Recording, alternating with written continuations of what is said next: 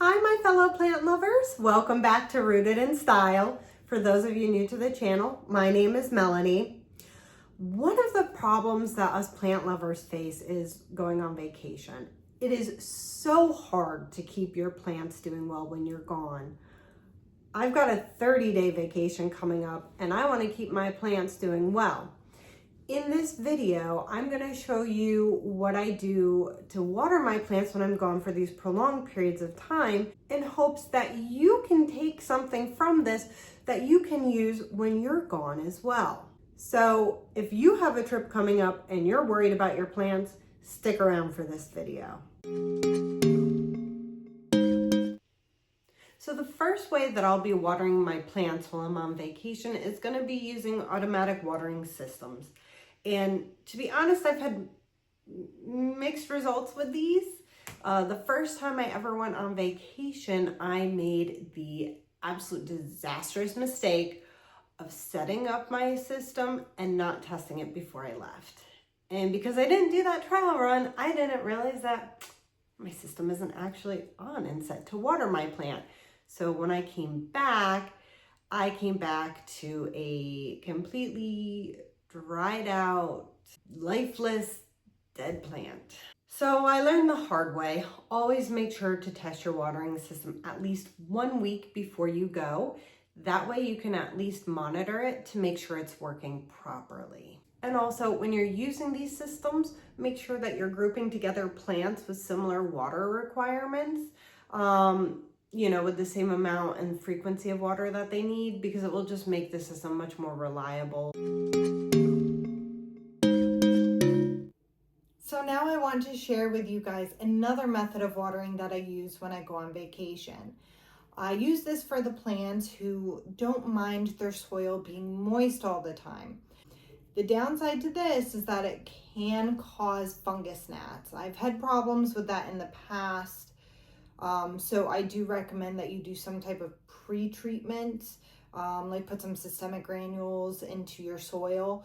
So that's less likely to happen if you use this method. So what this method is that I have a water wick at the bottom of my plant. And then once that's there, you fill a large container of water. All right, and you want it to be large because your plant will suck up the water. So if you don't fill it enough, when you come back, your water may be below where that wick is, and then the plant isn't getting water. So when I put the plant in the water, I made sure that the wick goes fairly far down into my container, and my container has a good amount of water. This container will last me more than 3 weeks, which will be the duration of my vacation. So again, I plan on using this method with a few of my plants as well. Yet another way that I keep my plants watered when I'm on vacation is to take a cash pot, fill it with water, and then put one of my plants in it. So this pothos, I could put in this cash pot, fill it with water, and leave that be. It kind of works similar to the wick method. I would not use this method if you're going on vacation for that long, because the water will evaporate from the cash pot. Once that evaporates, your plant will get dry. So this is a good option for people who aren't going for that long. Probably about a week, depending on how much water your plants need. But I have used this method if I'm going on vacation for about a week with plants like pothos. And it's good for those of you who don't want to deal with those water wicks, because they are kind of annoying to put them in the bottom of your plant. If I were to put 3 plants in here, it's going to go, the water will get absorbed 3 times as fast as if I just had 1 plant. So keep that in mind.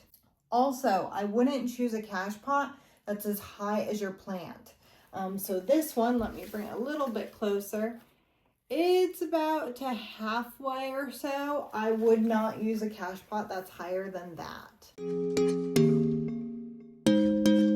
Another method that I like to use when I go on vacation is making an indoor greenhouse. So with this, you just need any type of clear plastic box, and you just put your plants in it. As you can see, it really increases the humidity. So I really like to do this for my Hoyas.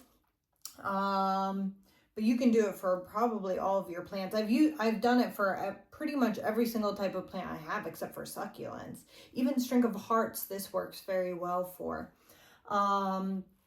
When I do this, you don't want your plants to be really well watered the day you put them in here. I don't know if that makes sense. So I've had some plants rot on me with this method. So there's a few ways to prevent that. The first thing is making sure that your box has some air holes. So as you can see in this box, there are some air holes. And this is a shoe box from Walmart. If your box doesn't have holes, you can get a soldering iron and make some holes. Or if you don't want to do that, you can technically prop the top open a little bit with something. You could even use like a plant tray, like one of those little terracotta things that you put underneath your plant just to prop it up a little bit to get some type of airflow. So the first thing to prevent rot is going to be some airflow. Not too much, but some. The second thing that you can do to prevent your plants from rotting with this method is don't thoroughly water them right when you put them in the greenhouse. I've had bad results with that as well. What I do is I thoroughly water them a day or two before I put them in this. And that has helped me prevent any type of root rot or the plant actually kind of melting. If your plants are too tall for this method, there's a few things that you can do.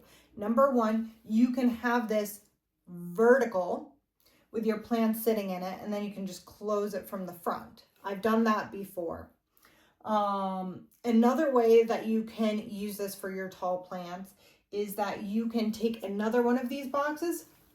So I wouldn't have this lid on. I'd have this box. I would take another one of these, flip it upside down, and put it right on top.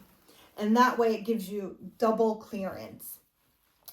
If you need to maximize how many plants you have limited space, is to not have this top, put like a cookie rack, put more plants on top, and then take another one of these boxes, flip it upside down, and put this on top. So you have two boxes on top of each other. So that way you can also maximize how many plants you have in the box. What I plan on doing for my big plant is using a terracotta stake. I haven't used these before, but I've heard good things about them. So the terracotta stake is basically exactly what it sounds like. It is a stake made out of terracotta, and it has this hole, which they say that water bottles and wine glasses fit really well into. You just fill those with water, not wine, and then you put that into the head of the stake, and that should keep everything moist. So I'm going to put this into this plant. The thought is that the terracotta should, over time, leak the water into the soil using capillary action to keep the plant moist. So the last method that I use when I'm gone for prolonged periods of time is my Saran Wrap method. So I have this one plant with all the cuttings. You can see it's quite long. And I just have the cuttings in water like this. The problem is, if I'm gone for 30 days, the water will evaporate and my cuttings will dry out. So what I do to prevent it from drying out too much is I actually Saran Wrap the top. So let me show you how to do that. You cut off your piece of Saran Wrap, and then you just go right underneath where all of your leaves are, and you just wrap it. Of course, Saran Wrap is so difficult. They really don't make it easy to use.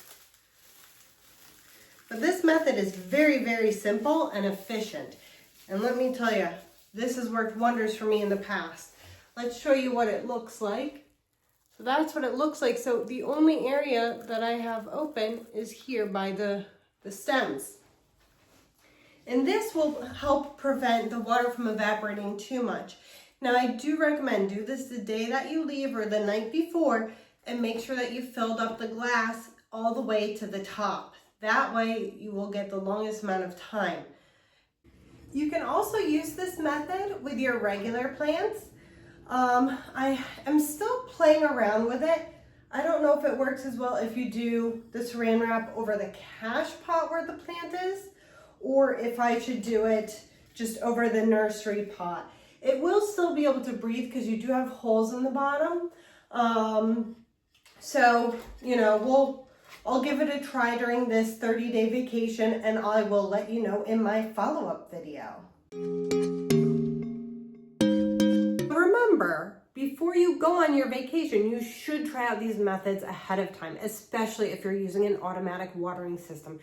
And then other things that you can do to, you know, help your plants is to make sure that while they are getting sunlight, don't put them in a closet. You don't want them to be getting the full light because they'll dry out faster and they'll use more water. The other thing you want to do is make sure that your house doesn't get too hot, because that can dehydrate your plants and it can make them use more water as well. I'm not telling you to keep your house freezing, but you know, keep it maybe like 65, 70 degrees, you know, somewhere around there. I leave my thermostat at 70 and my plants do fine. Now that I've showed you all these different methods, I'm going to show you how I use them, so keep watching. Just be aware that it's going to look a little bit like a disaster. So in the office, you can see that up top I have my cuttings. Those are the ones that I saran wrapped to prevent the water from just evaporating and them drying out. And then in this shelf I have some plants that I'm just watering well before I leave, as well as the Sansevieria here on the floor. Those can handle going a month without water. On the ground, those two plastic boxes, those are my indoor greenhouses. I've got some Hoyas in there, some pothos. This is one of the automatic watering systems that I set up in the office. You can see the 3 plants there. I'm hoping that my Aurelia plant will do well this time. We've moved on to the master bedroom. These greenhouses are filled with my Hoyas and my cuttings, so we'll see how they do. The main room. So most of the plants are removed. Of the plants here, you can see that I'm doing the wicking method for the 3 plants on the table with large vases, and then on the floor on the right is my peperomia and leca. That somehow survives the month, but I don't recommend you to do that. Closest to us on the floor is my Fabian Aurelia. You can see the Saran Wrap that I used on the top of that. Looking at the shelves, the only plants that I have left there are my succulents and one of my Hoyas that I know can last a full month without being watered.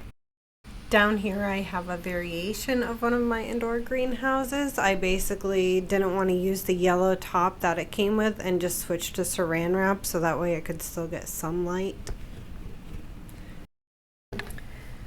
On the kitchen table, I have another automatic watering system. It has mainly Hoyas and my Adansonii, and then here you can see my fern. I have the wicking method going for that.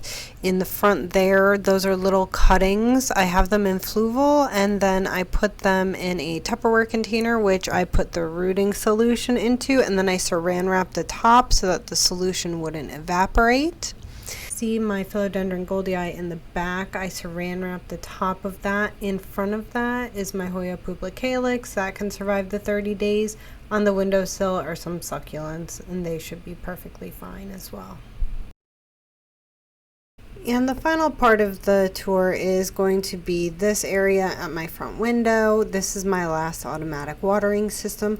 I've got pothos, some dapsis, peace lily, and a monstera constellation attached to it. Also on the table but not connected to the watering system is my chameleon ZZ plant. That can go 30 days without watering. And that's it. Thank you for watching this video to the end. If you liked it, please hit that like button and subscribe to my channel.